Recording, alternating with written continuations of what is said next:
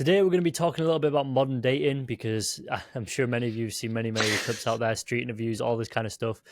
It's crazy out there at the moment. So we're going to be reacting to a few clips ourselves today. And we're just going to be talking a little bit about the dating scene right now. Leonard, how are you doing today, brother? Man, doing good. Glad to have another convo and everything. Man, that last episode with your dad, man, that was a lot of fun. So if they missed it, you For definitely sure. go check that out, bro. That was one of our most fun episodes we've had so far. But man, I'm happy to be here, man. Got some good clips to look over. Got some good topics to discuss. So I'm excited. Awesome, brother. Awesome. Well, man, take it away. Let's hear the first clip. All right, so we're gonna run this first one. It's by Carlos Miller.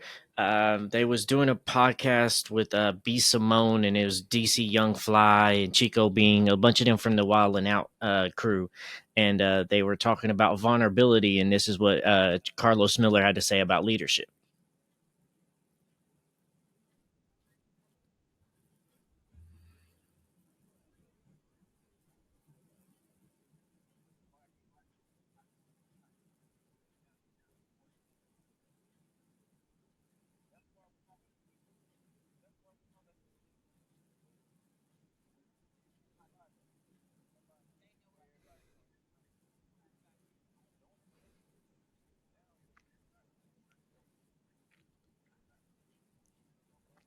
On and it's the fourth quarter.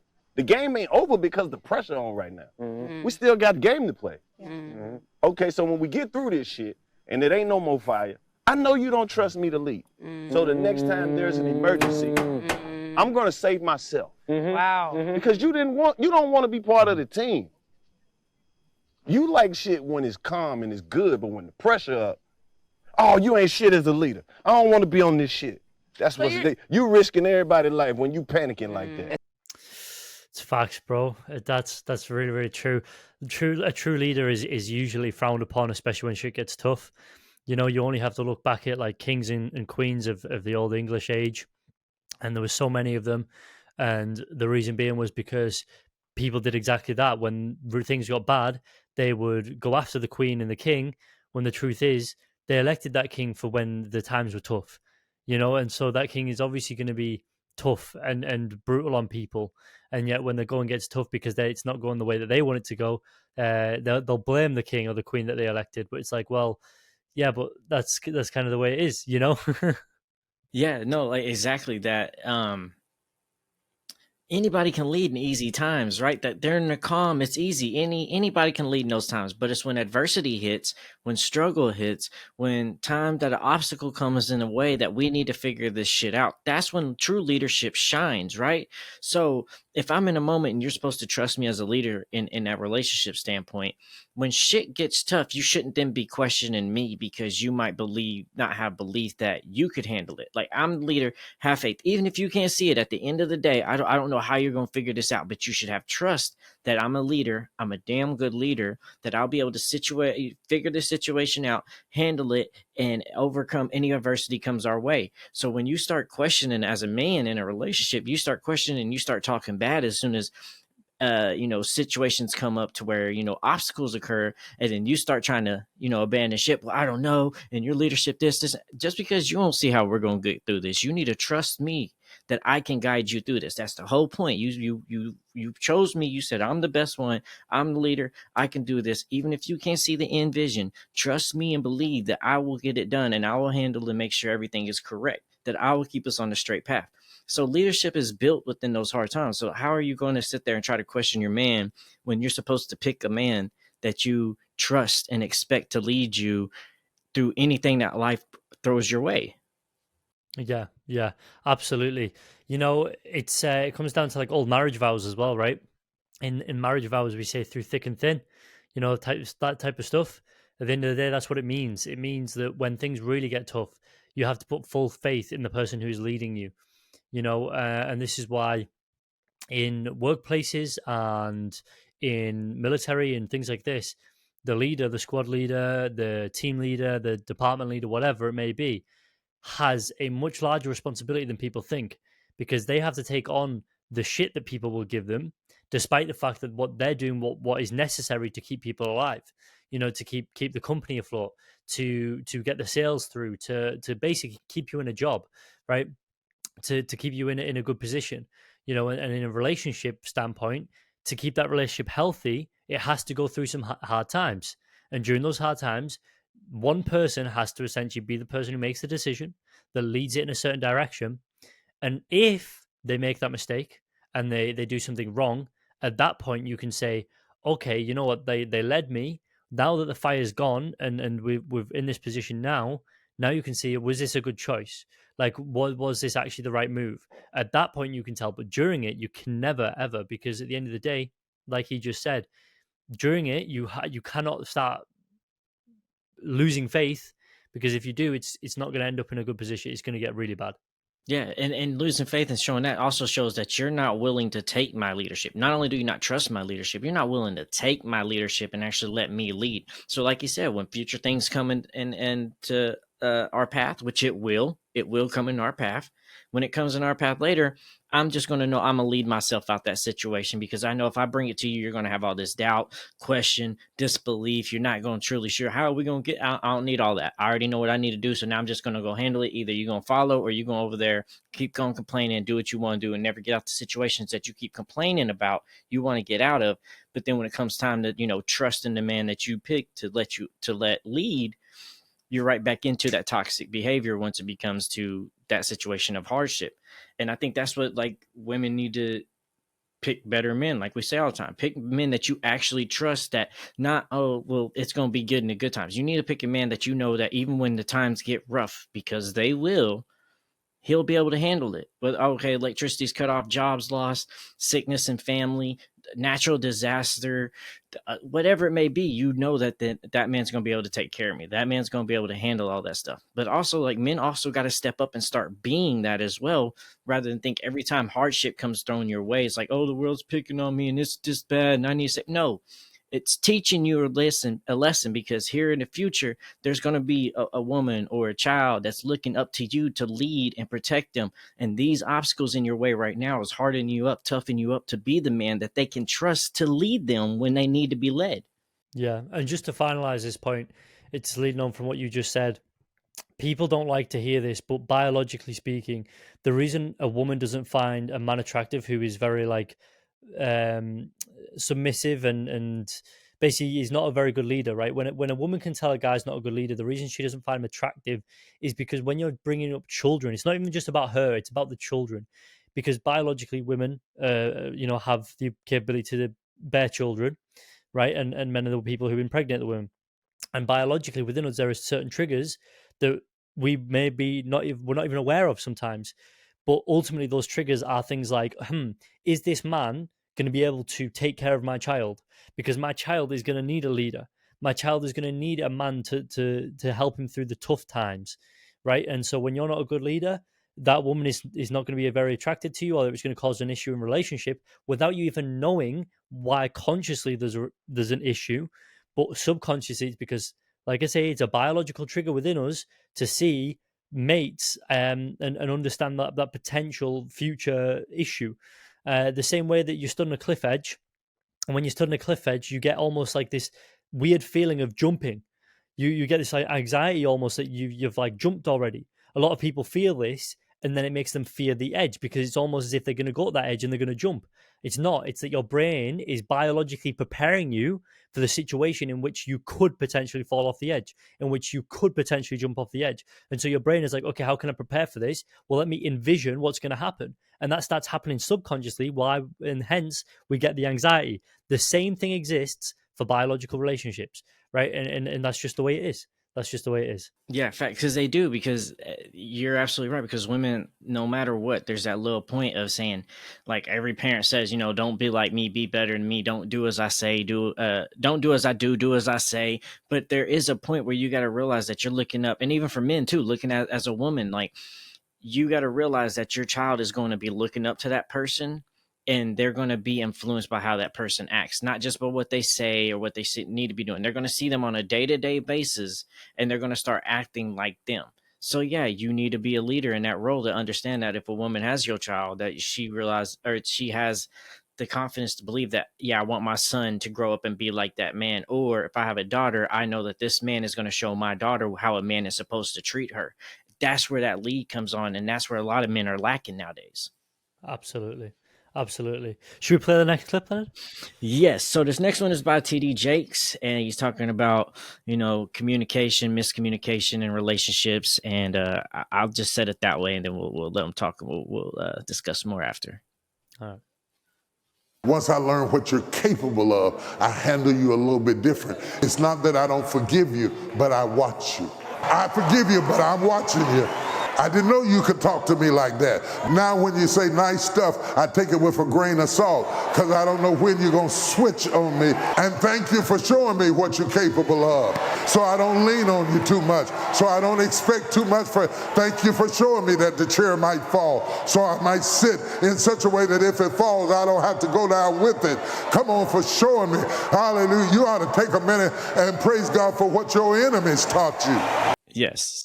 So yeah, he's sitting there saying, take a grain of salt. When somebody can sit there and say nice things to you constantly over and over, and then when y'all get into a tough situation, you get into a hard space or a hardship, or any type of obstacle that comes in a relationship, or even in a bad mood, then you start talking bad about me. It's like, oh, you was a really great man, I really love you, I care for you.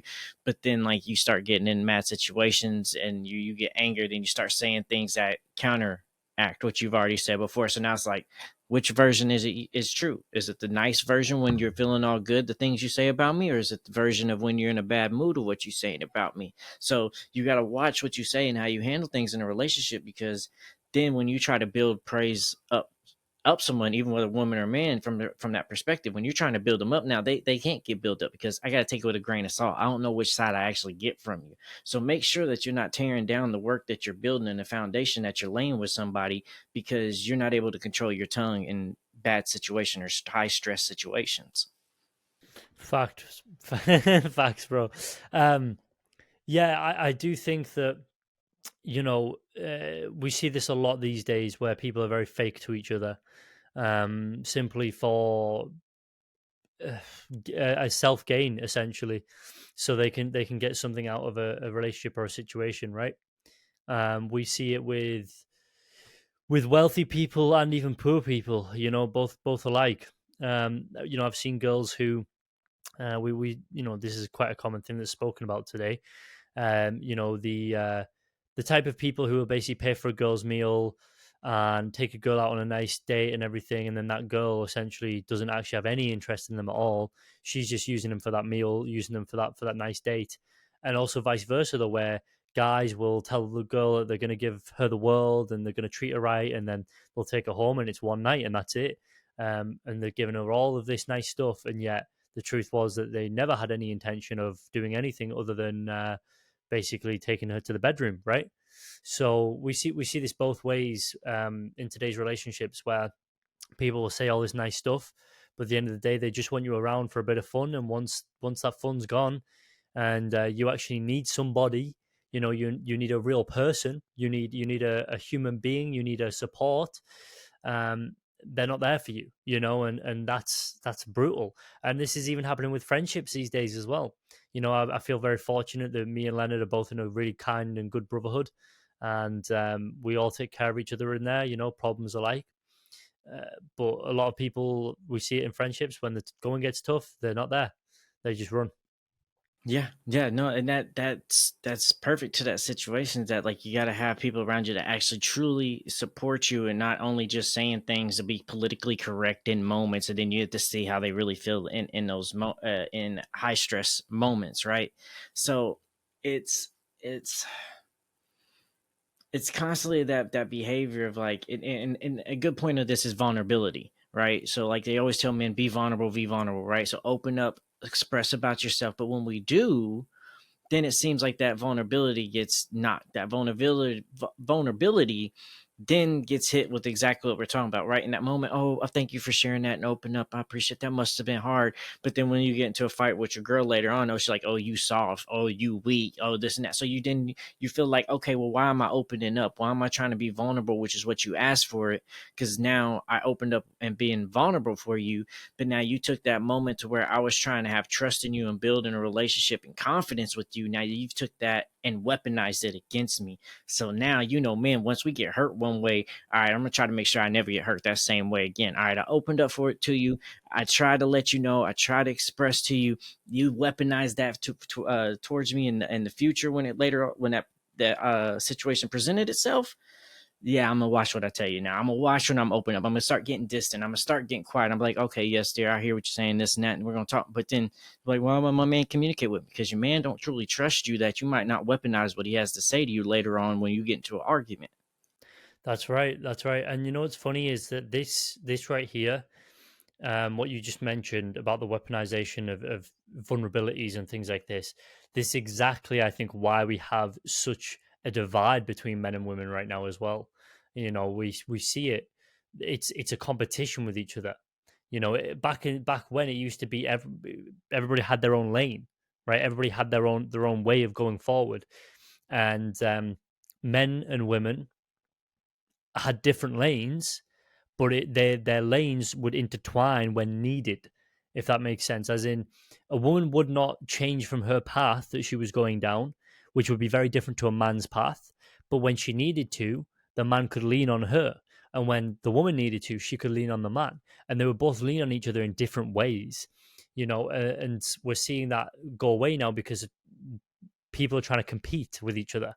Men are trying to be more women, right? And so men are trying to be more vulnerable, more emotional, all this other stuff. But that's not our path. That's not our lane, right? And women, on the other hand, are trying to be more man-like. They're trying to be a storm. They're trying to be the support mechanism.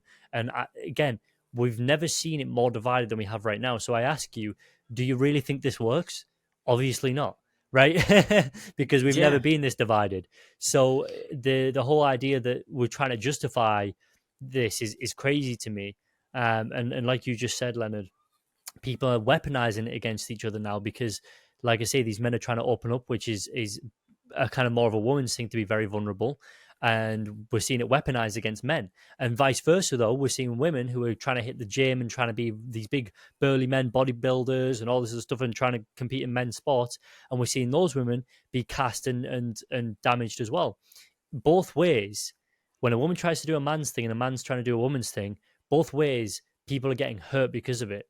Because we're not meant to compete with each other. We're meant to work with each other, So Yeah, and that's exactly it. Because like women want men to be like vulnerable and emotional, but they don't want you emotional. Meaning like when shit hits the fan, you're also over there holding like, I don't know what we're gonna do, baby. They don't want that. They want to know like when shit's hitting the fan, she can be that. I don't know what we're gonna do, baby, and you can be the rock and be like, baby, I got this. Don't worry, yeah, got it. But what they want from you is the vulnerability and emotional of empathy for them and their emotions, what they're yeah, going through. They want you to handle them delicately in a manner of that you're not yes, going to handle your homeboys in the same way. So we know, in the red pill community, we always talk about, it's like, it don't matter how I say it, what's true is true, which it is. But there's also times you got to realize when you're trying to lead and coach up a woman in your corner, you got to learn how she receives knowledge. A teacher can't educate this every student the same way, right? I got to see mm, what verbiage actually works per student, and then use that verbiage to that student to help them grow. The same thing is with your female. You got to realize how you can get the mission and the message across to her, and for sure to actually understand it. Because women, if you don't address it in the right way, in the right tone, they're already going to go into rejection mode straight off jump. They're going to be in defense mechanism. They think that you're attacking them rather than trying to build them. So you yeah, have to feel how you do that. So they want that kindness, they want that vulnerability, but they want it for empathy of their emotions, of what they're going through. So you understand what they're going through, handle it for them, help them in that situation, so that them being emotional doesn't then cause more emotion with you, and then now you're both bickering because all that yeah, shit. You don't want that. So they want somebody that's emotional intelligent and somebody that's emotionally stable. But I also think, with that being said too, a lot of females don't realize what comes with an emotional intelligent man, or an emotional man that has controls over his emotions and knows how to properly communicate those things, which kind of leads to our next clip. Is she's talking about every woman's wanting emotional intelligent man, but I don't think that they necessarily know what it is. And she lays this out pretty well. So I'm going to go ahead and run this one. let's hit it. So do you ladies feel like women are seriously ready for emotionally intelligent men? Kitty, what do you think? Okay, let's talk about what emotional intelligence comes with before we even get into this conversation, okay? We're talking about you wanting a man who is tolerant, who regulates his emotions, who also knows how to manage your emotions. But you're also talking about a man who knows how to navigate his sensitivities and everything else when it comes to that. But you have to consider that an emotionally intelligent man is good at cutting people off when he sees that your sensitivities bring too much reactivity. When he sees that you cannot regulate your emotions. When he sees that you have a low tolerance. This type of man that you are asking for is a man who will walk you out the door in a heartbeat. If he feels like you are disrupting his peace. If he feels like there's any level of disrespect, because there's a lot that comes with emotional intelligence. So if you asking for that, you got to come with the same level of emotional intelligence as well. Okay? That comes with a number of factors. So if you are a woman who knows that even though you may be sensitive to certain things like criticism, rejection, because you're not always going to be accepted. Sometimes he's going to bounce back. And sometimes he's going to say, I don't agree with your opinion. Sometimes he's going to say, I don't like those thoughts. Sometimes he's going to say, I don't like the way you speak to me. If you're not ready for that, don't be asking for an intelligent man. Bro, it's facts. You know what's crazy? I actually have a little bit of a story about this, about an ex of mine. She was like one of these people, very emotionally sensitive, quite jumpy at things, and there came a point about 9 months into the relationship where I was like, I am no longer going to tolerate this, because I was like, there comes a point where I've been your rock for a long time. I've been keeping you calm for a long time. I've been telling you, like, this is how we're going to operate. This is how, and she's like, was getting better, but she would still flare. And when those kind of flares happen, she would be very disrespectful and things. And whenever she would do that, I'd be like, I'm going to walk. Like, I'm going to walk out right now if you don't calm down. And anyway, one time I just said, I've got to take a break from you. I was like, I can't be around you for at the moment. I was like, you are like on like the edge, you know. And I spent maybe a week away, and I was like, man, this is peaceful. You know, it's like I've been putting up with a lot more than I even like realized maybe. And at that point, I decided to break it off. And it goes to show that she's exactly right. You know, when especially at that moment in my life, I was very, very stable, emotionally, mentally, financially, physically, everything.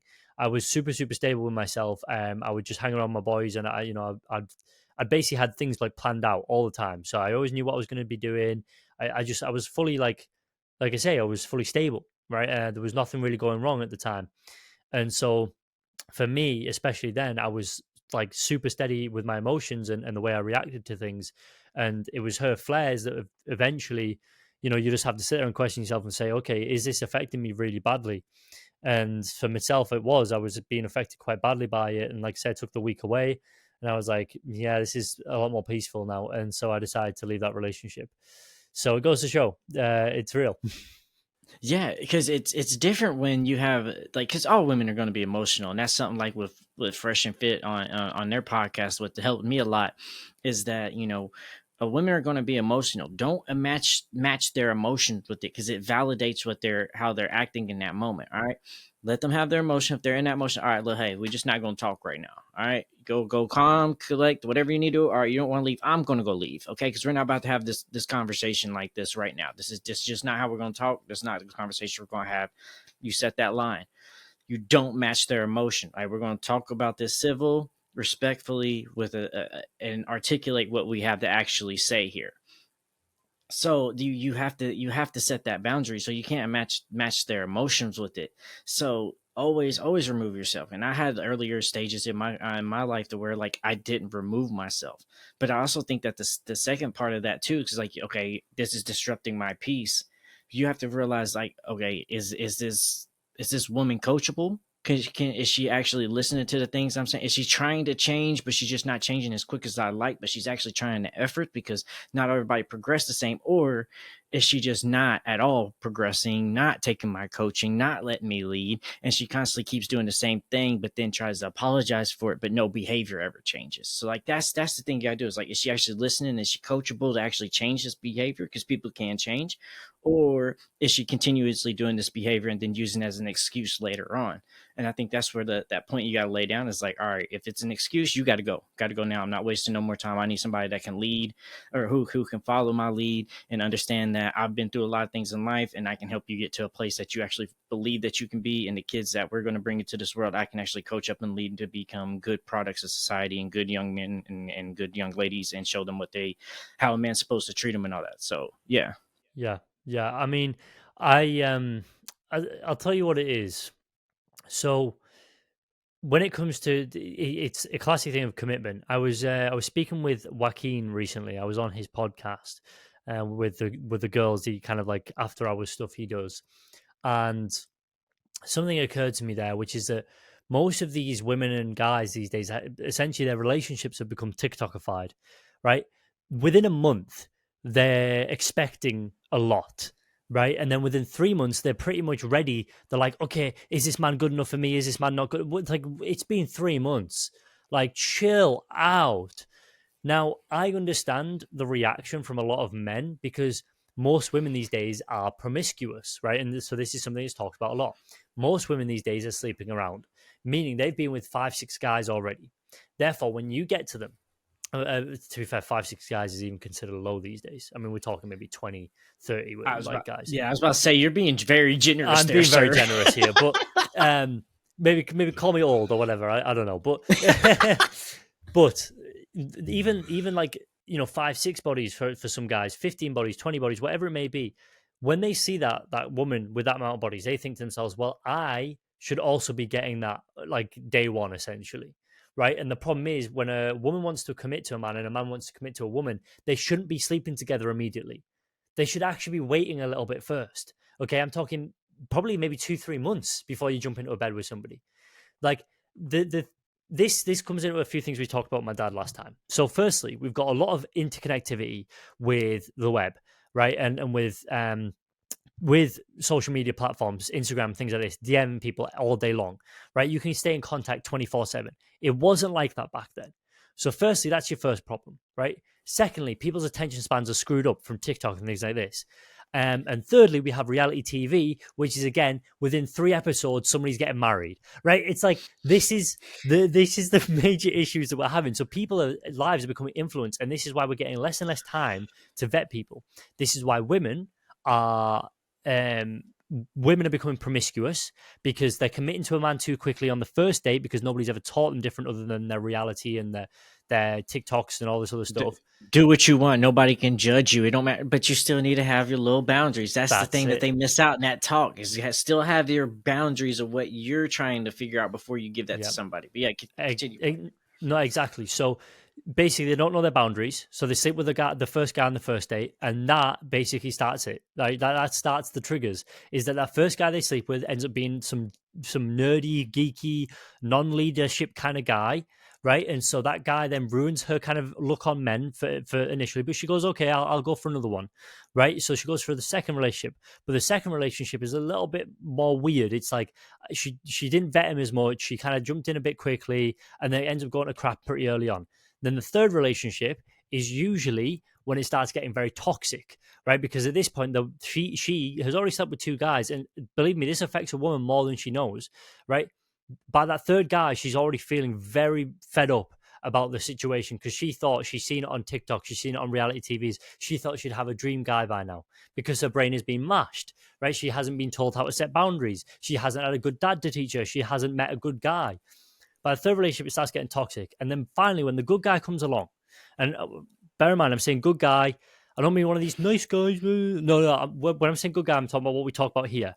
A good man, a man who can lead, a man who has boundaries, a man who knows his purpose, knows his direction.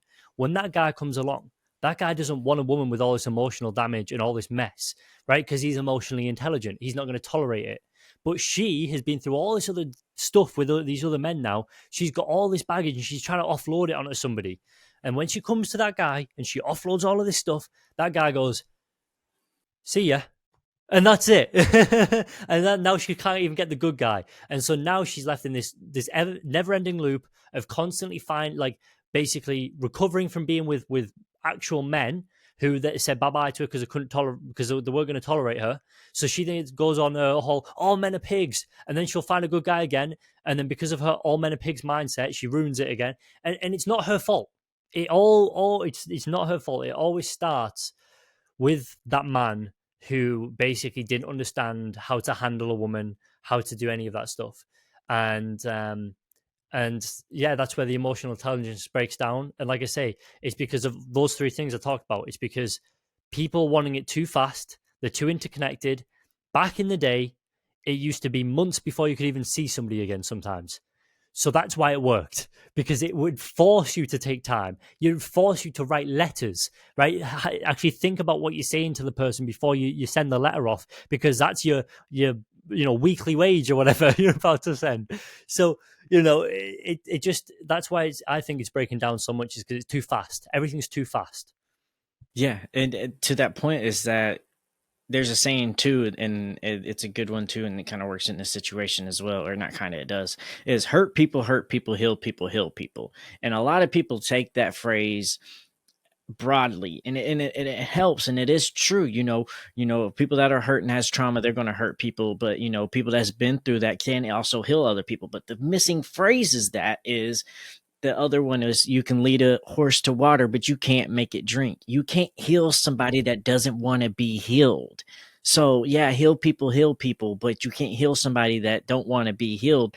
And a lot of times, men and women, we're sitting here in a relationship trying to fix somebody or get somebody to change and have the hope and the optimism that they'll be who we think that they can be and we can change them.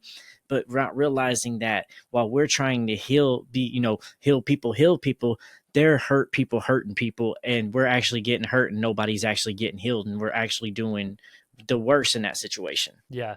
The one thing I want to say about the lead a horse to water, but you can't make it drink. Somebody said this the other day, and this kind of was very profound to me, is that you can lead the horse to water, and you can without a doubt definitely make it drink, but you have to starve it. You have to bring it to the brink of death, right? And then without a doubt, the horse will drink the water. And the point of it, when I heard that, I was like, wow, that's actually quite a good point.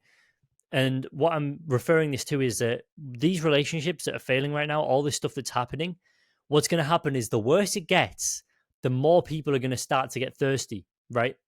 And eventually there'll be a point where people realize how bad it's gotten, that without a doubt, they will take the advice and they will start to heal. But that's going to be a very long time. And sometimes it's toward the end of a life, which means that obviously at that point, it's like, is it too late? Question mark, because it's like, we don't know if it is going to be too late by that point. But this is like with like women and men, when a man is in a position where he basically has no other choice but to be a man, he will become one, right? That's kind of what I'm saying, is like you could teach him how to be a man, you can tell him you should do this, you should do that, but if he doesn't want to heal himself, he's going to continue to be this man child, right? And eventually, when things are going really bad for him, nobody wants to be with him, he has no kids, he's got no life, he's got no career, he's got nothing. At that point, he will become a man without a doubt, because he has to.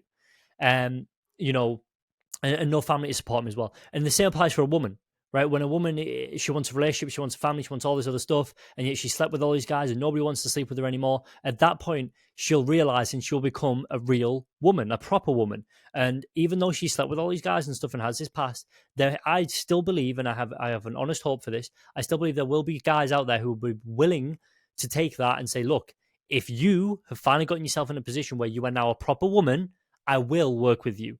I will make this work as a relationship, because I believe that we can make something work here, that your past doesn't matter as long as you've changed. So, I'm an optimist though. So, but I was about to say, but then the return question is, okay, yeah, there might be some guys that accept that, but is she going to accept those guys because they might not be up to the quality of look she wants, the body, the money? At that point, she's going to have to. That's kind of my point. Yeah. So you like that? That's that compromise too, and something like we was talking about earlier with boundaries with men and women when they're dating too. Like we have a habit, both men and women do this, that like we'll date somebody And because we stood stand on a boundary that we had, that we wouldn't let that boundary fold, then we lose that person. Then we have it made up in our head like, oh, that was really such a good person. Maybe as a man, maybe I should have bought her more stuff. I should have spent more money on her. As a woman, maybe I should have gave him sex quicker. Maybe that, and then you're not realizing that no, that person ain't who you were supposed to be for, because they wouldn't even wait for the first threshold of your boundaries. So a lot of times we sit there and be like, well, now we're going to move my boundary and I'm going to do this. Then we wonder why we're constantly getting hurt, because that person didn't show us that our boundary was too far. That person showed us that they wasn't qualified for what we was trying to give. And too many times I think we have self-disruption and self-sabotage and no self-confidence, that we're like, well, maybe my boundaries are too much. Maybe I need to lower my boundaries. And people say that all the time. You're expecting too much. Lower your expectations. And it's like, maybe you don't. Maybe you just need to realize and see that that person wasn't the person that you needed to have in that phase of your life, and they didn't deserve that access to whatever you was trying to grant them. Yeah, exactly. I think, there's supposed to be I think it was my grandma and granddad, because my grandma and granddad were first lovers, right? And they were with each other for over 60 years. They got their is it platinum jubilee from the Queen or something, when she was still alive, and when they were still alive. So they were married over 60 years, something like this, and Wow. 65 years maybe. Yeah. It was a long time, and they were, like I say, first lovers. So they were with each other from the very first day to the very last day. And what's funny is they used to joke around a lot, right? My granddad used to be dating the neighbor across the road, and my grandma used to date the postman. And this was just a joke. They basically just had friendly conversations with these other people, but they'd been with each other for so long that they didn't care about, like, they obviously knew. It's like, it's not a legitimate thing. Like, we're just messing around, like we're joking. And the reason being was because, like I say, they had a boundary a long time ago where they said, we're not going to be with anybody else. Why? Because we're together now, right? And that was something they set, and they stuck to it, no matter through thick, thin, wiry. My granddad went off to the war, right? My grandma was at home. She missed him dearly, dearly. And yet she was with nobody else. She got a letter maybe once a month, if that, from him, right? And he would be gone for 6-7 months at a time. And when he got back, guess what? He has to help out his dad. He has to help out his mum, blah, blah, blah, blah, blah. And she would get to see him maybe a couple times, and then he's back off again, right? Like, it was no joke. It was no joke at all. And like I say, it's simply because when they got in a relationship, they consciously made the decision, I'm not going to be with anybody else. Nowadays, people are so quick to cheat and everything because they never set a decent boundary in the first place. And like you say, what they then do is, when things start going wrong, they start removing other boundaries and oh, maybe I should have set this boundary. Maybe I should have, and they start jumping around and going crazy. And then before you know it, they've got 15 bodies, or they're a guy, and they're super alone, excuse me, whatever it may be. And everyone's just left a loser. And everyone's always like wondering, like, oh, what did I do wrong? And it's like, geez, man, like, just like, vet, please. If you're a young guy or a young woman, vet, make sure they're the right person, and hold off on it. Give it 2 months, give it 3 months, right? Don't jump into bed immediately. Understand that that's okay. Like, that's a good thing. Like, holy shit. Yeah. Yeah, man, because you got to vet nowadays, because you got to see somebody in all phases of their life. And I don't mean like, oh, broke, rich. No, I mean like, okay, happy, sad, angry, stressed. You need to see people in all phases of their life to see how they actually handle those situations when life comes. So you can see if, like, okay, this is a person I can work with under pressure and under stress. This is a person that I can have good and happy moments with. Like, you got to understand who you're actually dealing with, because we judge so much so quickly off of that moment of honeymoon stage, like they like to call it. Oh, it's so great right now. Well, it's not going to be great forever. And sometimes bad days aren't bad days. Sometimes bad days are bad years, sometimes, for some relationships that you got to work through and get through. And from like what you were saying earlier, we're such a TikTok community type civilization now, I guess.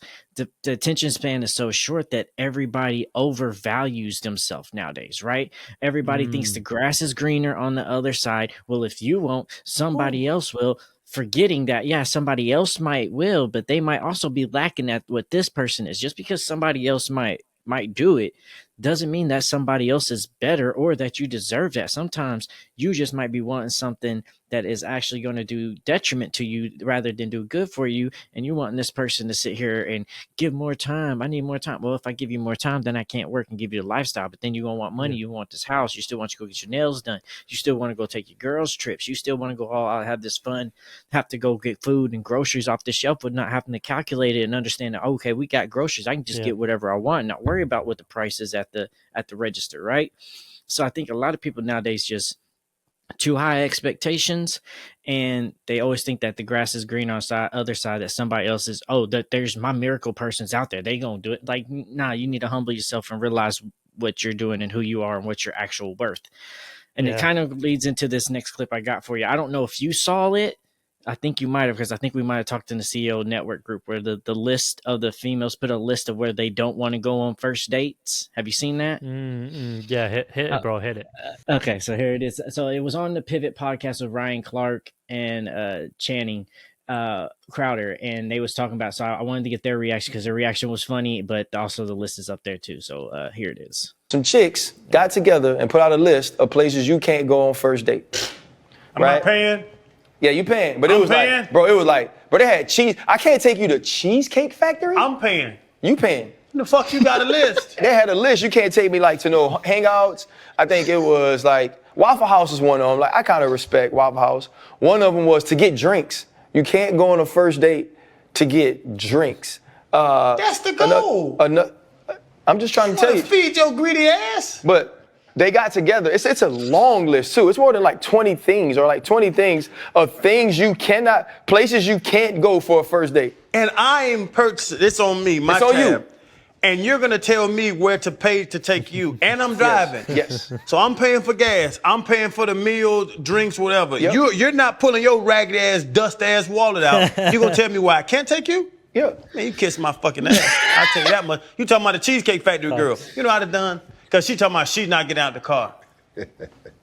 I would have called the police. It said she was trespassing? I would have said, she's not getting out of my vehicle, sir. You need to get her out of my car with your big greedy ass. Get out my car. I don't understand, man. That run me hot. God damn, bro. He's right, though. He's right. Like, he's absolutely right, bro. Like, if I'm paying, if I'm the one driving, if I'm the one setting everything up, you can be grateful. That's what you can do. Yeah, and that's some of the things we've taught in this Red Pill community, right? It's like if she's really into you, don't matter where you're going or what you're doing, she's just going to want to spend time with you. Now, granted, I'm about to read off this list. Now, granted, some of these on the list, okay, I can understand as first dates not to do. I got that.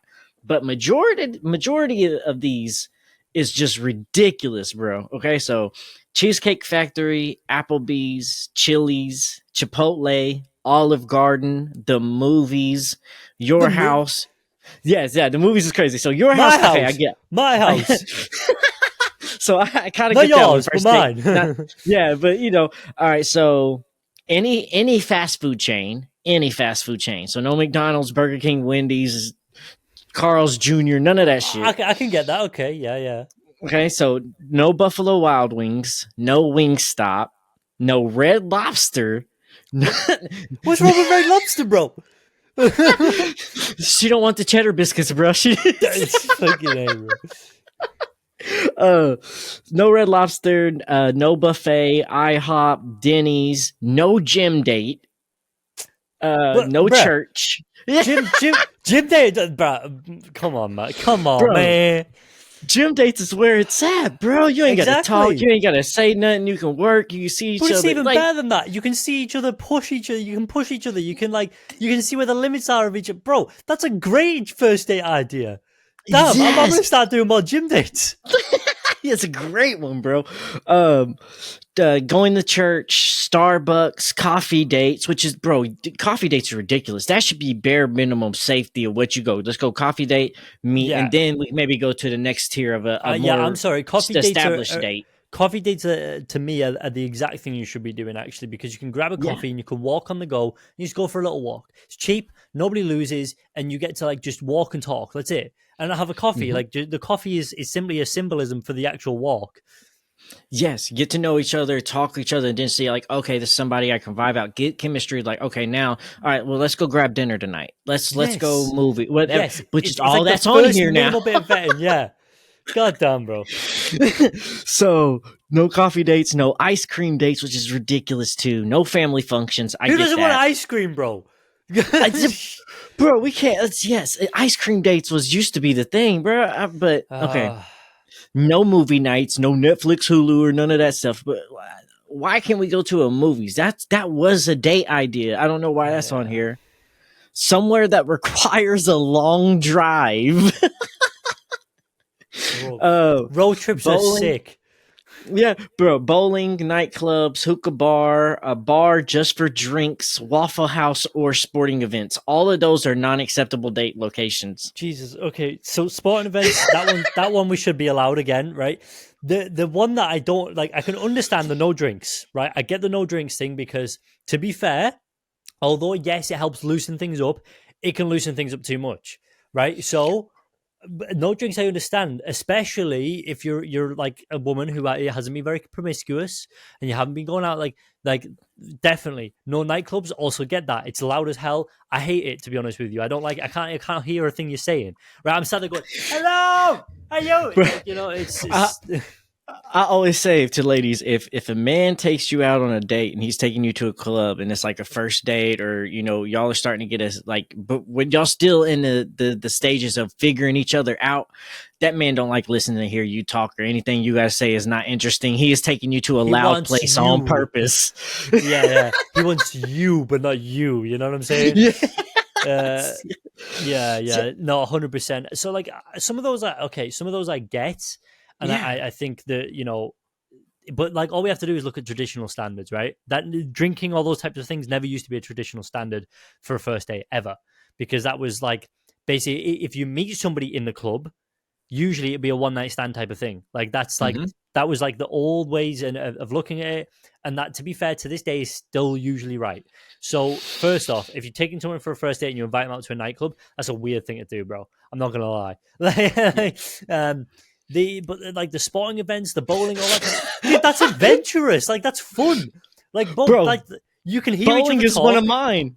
Bowling is one of mine. Bowling and playing pool is one of mine. Bruh, like, come on, because at the end of the day, those are places where you can talk, you can have fun, you can have a little bit of competition, and you can have that sense of God, what am I looking for here? Like, it's casual. You know what I mean? Yes. It's casual. It's not. It doesn't feel very forced. It doesn't feel like you have to dress up. It just feels like it can be casual.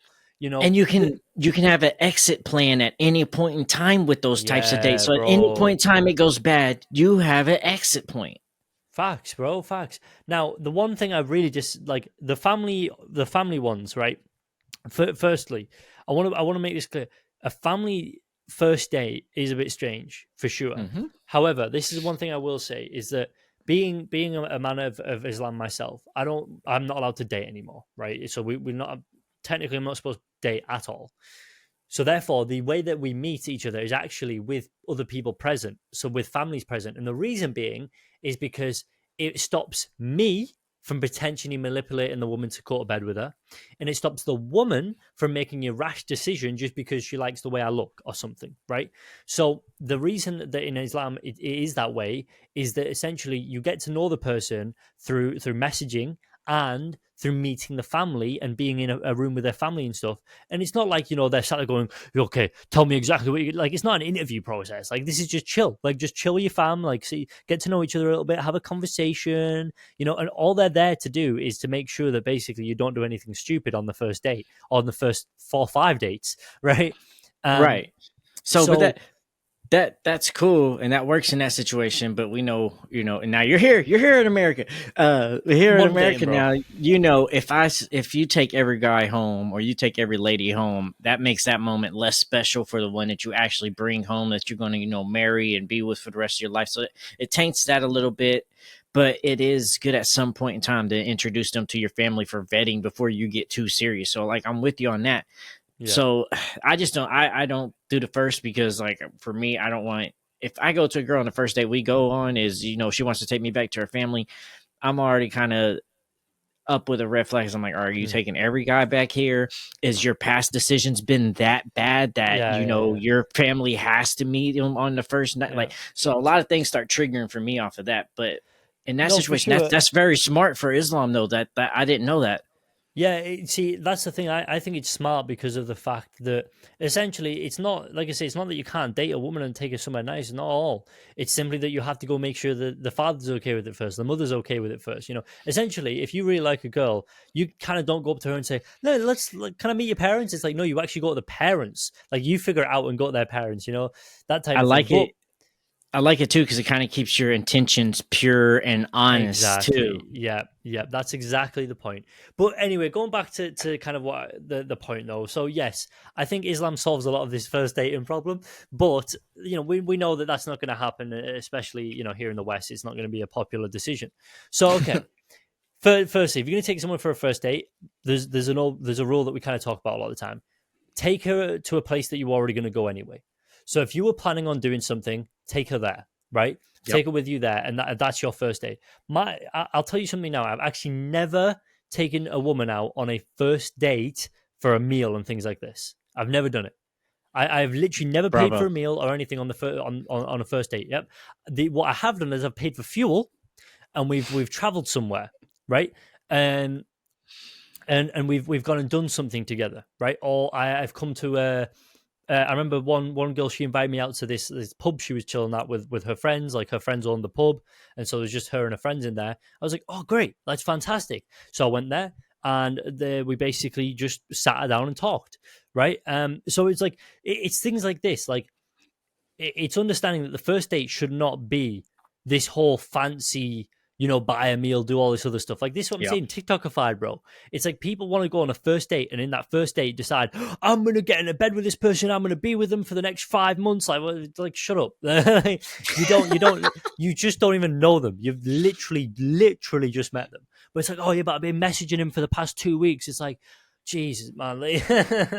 Come don't on. matter. Yeah, exactly. It just doesn't matter. So first dates, don't even do them anyway. Essentially, a first date should just be like a first interaction more so than even a date. Mm-hmm. Like I say, like that's why just coffee dates. Up. Yeah, that's why coffee dates are really actually a good thing. As much as these people want to sit here and say, oh, coffee dates, it's like, bruv, do you not understand? You maybe spend $6 on the coffee, right? You buy yourself a coffee, you buy her a coffee. Then you go for a walk in a nice park or something. You sit down, you talk. That's what you're meant to do. That's how you're supposed to get into a relationship. Now, if you just want to sleep with them, then of course you're not going to want to do a coffee date. And this is why I find this quite funny, is that women are basically asking for men to take them on dates, those dates being dates which would lead to jumping into bed together. Correct. Which would lead to one night stands. Because those expensive dates, when a man's taking you for a $500 first date, he's going to want to sleep with you. That's it. Yeah, bro. Yeah, it's coffee dates, like ice cream dates. Those things are like the good first tier things to start getting a feel for each other in a public place, in a safe place, with an exit at any point in time. Like, that's like, as crazy as the world is, that's what you need to be setting up for on a first date, is something very easy and light. That way you don't have all this stuff planned for somebody you never even met. Then you realize, I can't even stand to be across this person eating dinner from them. So, and like you were saying too, that why has it gotten to the point that we have to go full out on a first date?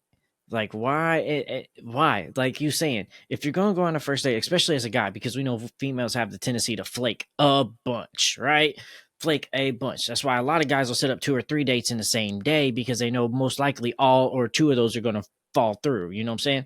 So go somewhere you're wanting to go. That way, if they flake and fall out, you ain't set up and planned something for a girl or that you thought was going to be there, and then now she's not there. And now you're doing a bunch of stuff that you don't even like because you already paid for it. No, go do what you like. That way, if she doesn't show, you're still out having a good time with yourself. That's the point of it. That's something nobody taught me younger when I was dating. I was like, how do I go dates? Why do I do this? I'm always trying to impress the girl. And those things early on usually shows the girl that you're trying too hard. Like, you're not giving them nothing to work for. They want something to work for too. So if I take you to a fancy restaurant first off, or I have this big old elaborate date night plan for us on our first night, they're like, oh, he's trying too hard. He must not get girls. What's wrong with him? This and that. Sometimes you got to make them earn that. It's like, okay, we're going to this day. Okay, we're going here. So you bring many girls here often? Yeah, all my first dates come here. Oh, really? Yeah, this ain't special. This is just meet up, me and you, this and that. Like, you got to earn for me to take you somewhere else that I don't take everybody to that I'm first meeting. And that gets that little like, oh, okay. So he don't just give anything away. Like, women want to know that you don't giving everything away, that they have to be earning it. Otherwise, when you go out, they just think that you're going to give everything away to any other female that comes around as well. Yeah, you know what's crazy? This goes back to our first point about that being that rock and that stable person emotionally. When you withhold things and you say no, this is my boundary, especially on the first couple of dates, suddenly it's like, yo, this guy's stable. Like, I want to be around this guy. I've been with women, right, who I would argue are much better than like me looks wise, right? Because obviously a lot of guys understand they get upset about looks and all this other stuff, right? I'm still skinny. I used to be even skinnier than this, and yet I've been with women way better looking than me. You know, I was with an 8 out of 10 once, and I was even skinnier than this. No facial hair, all that kind of stuff. I would class myself maybe a 4 out of 10, right? So like a below average guy. And she was with me. Why? Because at the time I was super stable. Because at the time I was like had boundaries. I was a rock, and especially compared to the other people she'd been around, I was a complete rock, you know. And so to her it was like crazy. She used to love it. She used to be around me all the time. She'd be like, oh my god, like it's just amazing because like you do all this and blah blah blah, and like you tell me how it is, and like you don't put up my shit and all this. Like, she used to admit it. She would be like, I love it when you don't put up my shit, and I'm like, Yes. yeah, well, I'm not gonna. Like, well, what do you think I'm gonna sit there and go, oh, I'm sorry, like, I'm not gonna apologize when you're the one in the wrong. Like, you're the one in the wrong. So yes, like, bro, women find confidence so attractive, right? And so many guys will go, how do I build confidence? This and that. Bro, boundaries is one way, because that shows that you're confident enough that I can stand this ground and know that either you're going to abide by this or you're going to leave, which is fine, because still you're required to abide by this to have my attention. That right there is confidence to believe in yourself that I've said this is what I'm worth. And women will love that shit. And like you said, women will shit test you just to see what they can get away with, what they can do, how much they can get by with. They're just trying to fill you out. So you have to stand there and stand strong on what, all right, this is what it is. This is how we're going to handle each other. This is how we're going to talk. This is how we're going to communicate. This is how we're going to respect each other. This is how we're going to handle obstacles when they come. This is how we're going to handle problems when we have them, and set these boundaries. And then that is just build confidence that you know that I am worth the boundaries that I set, where a lot of guys are like, you can treat me whatever or do this. And not even in the dating world, but in friendship world with men, or even in business, men aren't going to be friends with other men that have no moral compass, that will just bend and fold to whoever's around and like, I'm gonna be this way. No, I need to know where you stand. I need to know where you stand as a man, what your morals, what you actually stand for. Even if I don't agree with them, at least I know where you stand. A person that rides the fence back and forth, I don't never know where that person's going to be on from a day-to-day basis. That's not somebody I need around my circle. I need somebody I know where they stand. You know, this comes down to one thing for me. I think there's a whole underlying piece to what we kind of just mentioned there, which is controlling urges, right? A lot of guys can't control their urges. They want to get into that bed with a woman, and so shit, they will do a lot, and they will cave into a lot simply to get in a bed with them. And that basically what that shows is that almost pedestalizes the person, right? And this applies to men and women both. If you are desperate, you can almost smell it on you, right? And it's a weird thing to say, but it's like you can look at someone and just be like, this person is folding to everything I say just to be around me, and like, you end up being disrespected because of that, because it's not very strong. It's not a strong character trait. It shows that you would fold to a lot. It doesn't, because if you fold to that person, in their eyes, what they will see it as is that you will fold to other things, whether it be fighting, whether it be, you know, basically the point is that if you're folding to them, you'll let's say you get mugged, you would fold to the mugging. You know, you wouldn't protect the people around you. You'd be like, oh, take all my stuff, take all their stuff. You know, like you wouldn't stand your ground, because if you can't stand your ground on even a little thing like that, like that's how it's seen. And so therefore I think a lot of it comes down to controlling urges and things like this, and that's something that I've always been able to control. Even when I've been with women and they've wanted to jump into the bed, and I'll be like, nah, I'm good. I've Yeah. literally be like, nah, I'm good, like I'm going out, like you can wait. So Yeah.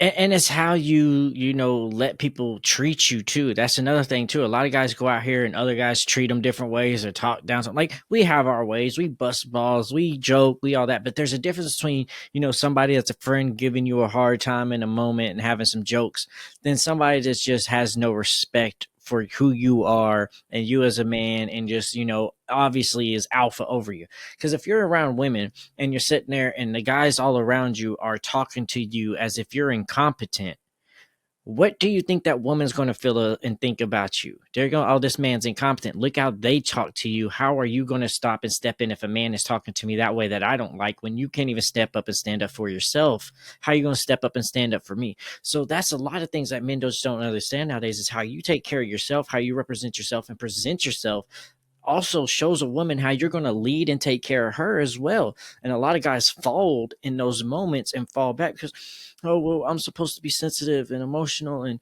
not handle these positions and not be so masculine and toxic. No, yeah, there's a difference between being a nice guy and a good guy, right? I'm trying to be a nice guy. I'm not trying to be a good guy, right? The difference between a nice guy and a good guy is, old lady gets her purse stolen. Good guy goes, hey man, that shouldn't really happen. Nice guy goes chase down the robber, breaks his nose, and beats his face in a little bit, let him know that this ain't what it's going to be, and returns the purse back to the lady. I'm trying to be a nice guy, not a good guy. There's some times where there is a certain level of force that needs to be happened to take care of things. There's a level of aggression at times that need to be happened. That's why I always say all the time, I'd rather be a warrior in a garden than a gardener in a war. I'm capable of that stuff, but I know when and where I need to do it. And I can be kind, but you also don't know the violence it took for me to be this kind and how much control I have over the violence that I could cause to be this kind in moments. But if you push me to where I have to defend my family, I have to defend the people I love, or I have to defend my life, you're going to see the damage and the violence that I can cause, yeah, because I'm not going to hold back. I'm going to make sure that point is going to be proven. And that's what a lot of men are missing nowadays. There is a time for that, for you to step up. Be a nice guy. Don't be a good guy. Go do what needs to be done when the moment is occurs, or when that moment arises. yeah, absolutely. I'll finish that point with one last thing, which is essentially like what you said: a warrior in a garden and the gardener in a war. What it is that if you look at fighters, actual fighters, look at how humble and calm they are in highly stressful situations. Why? Because they're capable of fighting. There was a fighter on a, God, I can't remember this whole clip, but it was something like there was a fighter on a train, and basically this guy was like acting out on this train, shouting in people's faces and stuff. And the guy very calmly didn't even say a word. As soon as the guy came up to his face, boom, one punch, he was knocked out clean. The guy kicked him off the train when the train came to a stop. Right? That right there is what it means to be that way. It's that this guy was fully capable of being violent and everything, but he wasn't getting all emotional, be like, "Oh, you're shouting at people, stop it!" No. He was like, "I'm just gonna wait for the right opportunity, and once I've got it, I'm gonna take him down, and I'm gonna make sure all these people are all right." And that's what he did, and all the people are obviously okay, and that's essentially what we're talking about here. We're talking about somebody who is very capable of doing things, capable of having those boundaries, but doesn't always necessarily need to use them. But they're very capable of it, and that when a woman asks for an emotionally sensitive guy, essentially, like what you said earlier, Leonard, what they're asking for is empathy, because you're fully capable of having these boundaries and things, but sometimes she knows herself she's going to freak out, she's going to go crazy, and she's asking you to have empathy on that, because that's just what she's going to do, because women or whatever, right? Like, because it's just sometimes it's just one of those things. It happens in life. So when they're saying emotionally sensitive, not saying guys should be all crying, woo woo. No, it's meaning in those situations, you look at it and say, okay, I'm going to take down this boundary that I have here. I'm going to warm this person up. I'm going to make sure she's okay. I'm going to give her a cuddle. I'm going to, all that type of stuff. Yes. You know when and how to handle situations. You know when a situation needs to be handled delicately, and when a situation needs to be handled with force. Sometimes to de-escalate a situation, you have to escalate some force to then de-escalate that situation. Not all the time. Sometimes, but that's where that comes in. That's what the women are talking about. I want an emotional man that knows when something needs to be handled delicately, and when it's time that you need to step up and stay with your deep chest and with your deep voice, chest out, like and stand firm. You just need to know when those occasions occur, because too many times when you need to have a delicate touch, a lot of men nowadays are being their firm, strong stuff, and that's not for the moment for that. And then when it's time to be strong, they're being firmed up, like they got it backwards, and that's not it. There's times for that that what they say toxic masculinity. There's times for aggression that needs to happen, just so you can show that even though you might be capable of something, I'm more capable of it. Don't push me to that limit. Don't come over here affecting what I have here. Absolutely.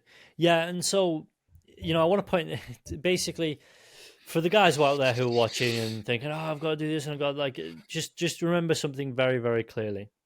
Okay, I know a guy down south. All right, let's call him Johnny or whatever. Right, Johnny, ugly guy, builder, 2 front teeth knocked out, hair's all a mess, massive bald spot. Right, smokes all the time. Like this guy, this guy. But Johnny was all these things, and yet women in their 30s and 25. Bear in mind, he's like 50 odd. Women in their 30s and 20s and stuff wanted to be this guy, and he had some like 9 out of 10, 8 out of 10 women, right? Why? Because he was in his soul, he was exactly himself and nothing else. And he was such a rock in who he was that these women who were crazy emotional, especially like these 8 and 9 women who have been messed around by so many people, when they would meet him, they'd be like, "Oh my god, this guy's so stable." This guy, like they could lean on him so much that they loved him to pieces because of it. And he had some amazing, like I say, 8 and 9 out of 10 women. But these women were also like massive addicts to alcohol, drugs, all these other things. Like they had all these problems. And like I say, so they ended up with him, right? And so this guy's a 50-year-old builder, right? Barely, he's not rich, he's not poor, he's just like average, right? But like I say, his looks and everything wise, like 2 front teeth knocked out, cigarettes, like the guy does not look like somebody who, like, it's just facts, bro. And like he even admits it himself. But because in here, in that soul, he was such a rock in who he was, they wanted to be with him because of that exact reason. So, that for all confidence, the guys out there, bro. Yeah, exactly. It changes everything. Because I mean, look at Jay-Z and Beyonce. Beyonce is a clear 9-10 on that scale. Like, she is a beautiful woman. Jay-Z, on the other hand, bro, that dude is below 5. If he didn't have the confidence, the money, and built the career that he has, a lot of women would not find him attractive. But because of the fact that he has shown that he can build something, handle, provide, lead, can put you where you want to be, that physical attraction level don't even matter no more. That confidence helps sells everything else.